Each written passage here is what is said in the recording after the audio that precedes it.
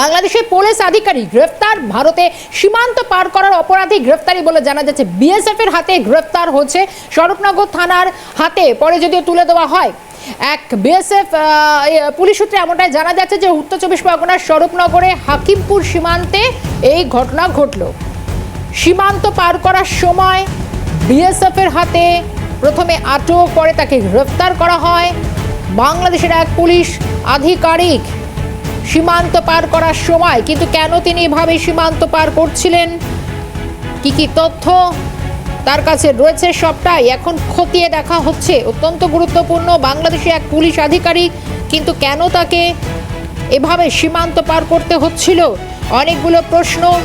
এবং যেরকমটা জানা যাচ্ছে যে সীমান্তে টহল দেওয়ার সময় চমকে ওঠেন বিএসএফ জওয়ানরা। উত্তর 24 পরগনার স্বরূপনগরে হাকিমপুর সীমান্তে টহল দেওয়ার সময় দেখেন বাংলাদেশ থেকে একজন সীমান্তের দিকে এগিয়ে আসছেন এবং এরপর গোটা ঘটনায় তাকে আটক করা হয়। এক পুলিশ আধিকারিক গ্রেফতার বাংলাদেশের। আরও একবার জানবো, আমাদের সঙ্গে এই মুহূর্তে টেলিফোন লাইনে রয়েছেন প্রতিনিধি শামীম মোল্লা। শামীম, সীমান্ত পার করার অপরাধে তাকে গ্রেফতার, কিন্তু কেন এভাবে তিনি সীমান্ত পার করছিলেন, কি কি তথ্য রয়েছে? একেবারেই দেখো শর্মিষ্ঠা, তোমাকে জানিয়ে রাখি এই ঘটনাটি উত্তর 24 পরগনার স্বরূপনগর থানার ভারত বাংলাদেশ সীমান্তে হাকিমপুর চেকপোস্ট এলাকার ঘটনা। মূলত হাসিনা সরকারের আমলে উচ্চ পদস্থ পুলিশ আধিকারিক আফরুজ্জামান বাংলাদেশের এই রংপুর মেট্রোপলিটন পুলিশের উচ্চ পদস্থ আধিকারিক ছিলেন।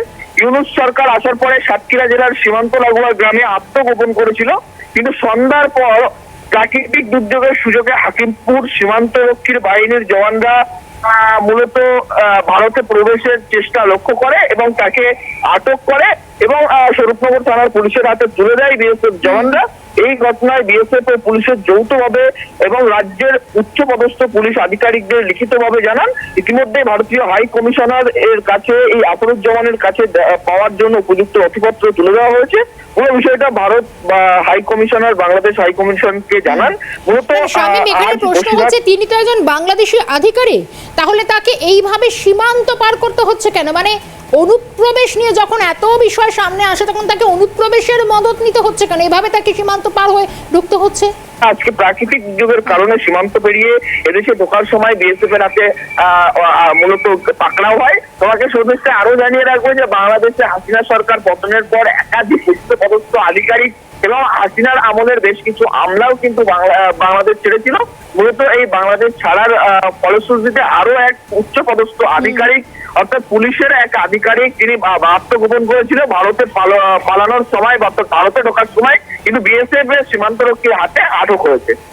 শর্মিষ্ঠা, শামীম, ধন্যবাদ জানাবো। সঙ্গে ছিলেন শামীম মোল্লা।